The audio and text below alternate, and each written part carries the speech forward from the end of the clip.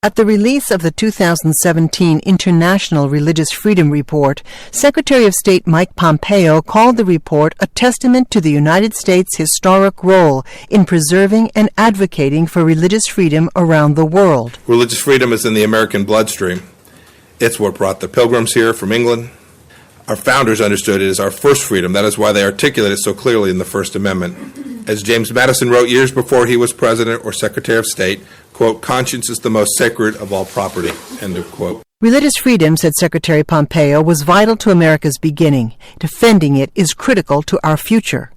Religious freedom belongs not only to Americans, but to every individual around the world. Furthermore, advancing liberty and religious freedom advances America's interests, declared Secretary Pompeo. Where fundamental freedoms of religion, expression, press, and peaceful assembly are under attack, we find conflict, instability, and terrorism.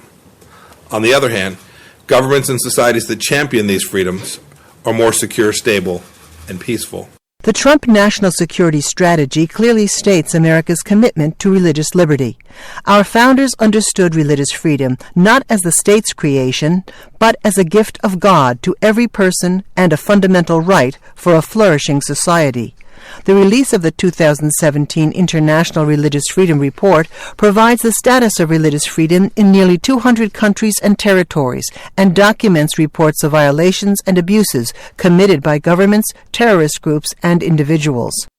The world has made important strides, but much work remains to be done. In that regard, Secretary Pompeo announced that the United States will host the first ever Ministerial to Advance Religious Freedom at the Department of State on July 25th and 26th of this year. The United States looks forward to identifying concrete ways to push back against persecution and ensure greater respect for religious freedom for all. The United States will not stand by as spectators, vowed Secretary Pompeo. We will get in the ring and stand in solidarity with every individual who seeks to enjoy their most fundamental of human rights.